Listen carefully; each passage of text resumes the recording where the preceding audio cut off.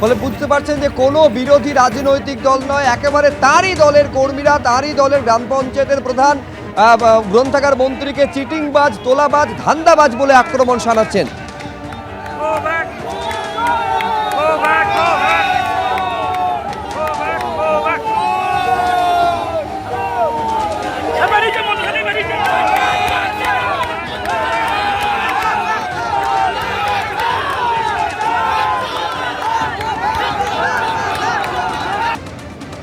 BJP নেতা সজল ঘোষের সঙ্গে ফোনে আমরা এই মুহূর্তে যোগাযোগ করতে পেরেছি। সজলদা, কি বলবেন? এটা আপনার দল নয়, সিপিএম বা কংগ্রেস নয়, একেবারে যে দলের মন্ত্রী সিদ্দিকুল্লাহ চৌধুরী তারই দলের নেতাকর্মীরা শুধু কালো পতাকা দেখাচ্ছেন বা গোব্যাক স্লোগান দেখাচ্ছেন এমনটা নয়, ঝাঁটা দেখাচ্ছেন, জুতো দেখাচ্ছেন এবং তারই দলের নেতা মন্ত্রীকে বলছেন চিটিংবাজ, ধান্দাবাজ, তোলাবাজ।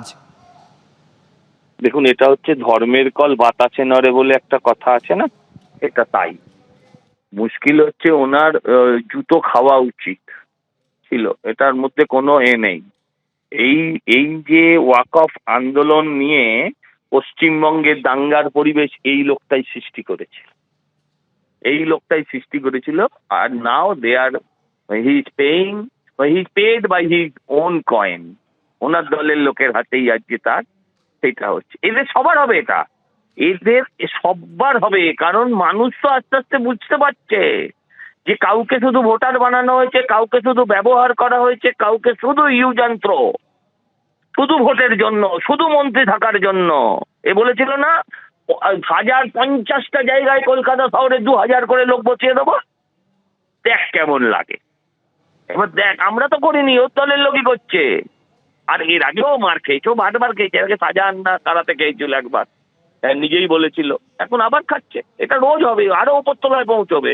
এ তো সবে ছোট মন্ত্রী হচ্ছে, বড় মন্ত্রীদেরও মানুষ একই কাজ করবে, কারণ যারা তৃণমূল করে তাদের মধ্যে তো কিছু মানুষ আছে। সবাই তো আর ওই একটার বাচ্চা হতে পারে না, কিছু মানুষও দু একটা আছে, তো তারাও আস্তে আস্তে সবাই খাবে। এটা সরু। অনেক ধন্যবাদ সজলদা আমাদের সঙ্গে কথা বলার জন্য। মারাত্মক অভিযোগ করছেন মন্ত্রী সিদ্দিকুল্লাহ চৌধুরী, এখানকার থানার আইসি ইমপ্লিমেন্টিং এজেন্সি, অর্থাৎ এই যে ঘটনা ঘটেছে সেটা ঘটতে দিয়েছে পুলিশ, এই অভিযোগ করছেন।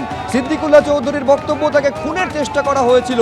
যে ছবি আপনারা দেখছেন, যখনই নিজের বিধানসভা এলাকা মন্তেশ্বরের বিধায়ক সিদ্দিকুল্লাহ চৌধুরী নিজের বিধানসভা এলাকায় যখন তিনি ঢুকছেন, তাকে উদ্দেশ্য করে তারই দলের কর্মীরা কালো পতাকা দেখাচ্ছেন, গোব্যাক স্লোগান তুলছেন, ধান্দাবাজ, চিটিংবাজ পর্যন্ত বলে আক্রমণ শানাচ্ছেন।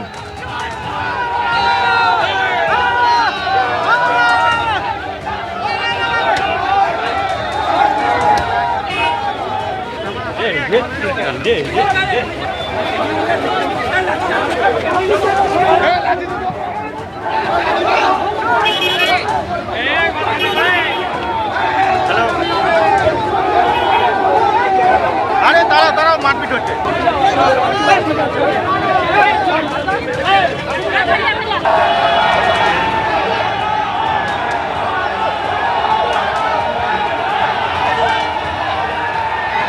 আমাদের এখানে যে তোলাবাজ, ধান্দাবাজ, চিটিংবাজ মন্ত্রী আছে, শুধুমাত্র তোলা ছাড়া কিছু বোঝে না।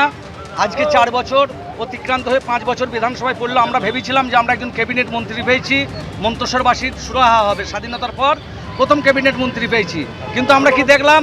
সাধারণ মানুষের সব আশা থাকে না ডাল গম বাড়ির। কিছু মানুষের সার্টিফিকেটের প্রয়োজন হয়, যেমন ছাত্রছাত্রীদের মেডিকেলের, সেই সমস্ত সার্টিফিকেট থেকে এই এলাকার মানুষ বঞ্চিত হয়েছে। তাই এলাকার মানুষ আজ বিক্ষোভ দেখাইছে। আজকে পরিযায়ী শ্রমিকের মতো তিনি এসছেন, কিছু তোলাবাজকে নিয়ে, কিছু গুন্ডাকে নিয়ে। মন্তেশ্বরের সাধারণ মানুষ আজকে 4 বছর পর আজকে দালালি করতে এসছে, মন্তেশ্বরের মানুষ এর জবাব দিচ্ছে।